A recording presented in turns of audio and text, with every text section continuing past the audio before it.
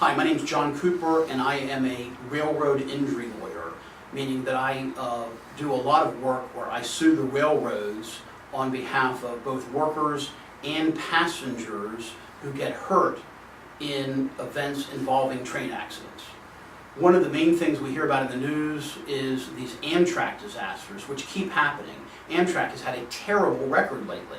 They had a huge crash in North Carolina recently. They had a huge crash up in Pennsylvania near Philadelphia recently. In the Pennsylvania event, 8 people died, hundreds were hurt, and the company is responsible for each one of these injuries, not only the medical records and bills and potentially lifelong injuries, but really for everything that happens to those families from the moment of that disaster going forward.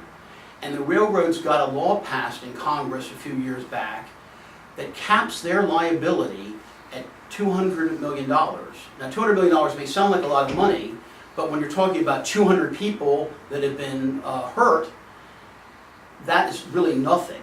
And so that is their way of getting out of responsibility, and the law needs to be changed to make them bear the full brunt of responsibility when one of these disasters occurs, rather than giving them special favors through the law.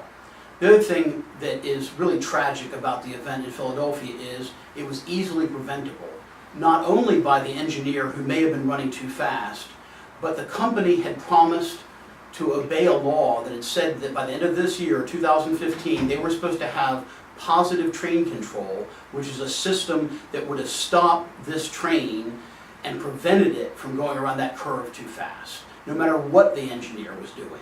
They were supposed to have it, they didn't have it, and lives were lost. And so this is a complete corporate failure. It's also a failure of Congress to not do the oversight to mandate that this happen, especially up in the Northeast Corridor in the New York and Pennsylvania area.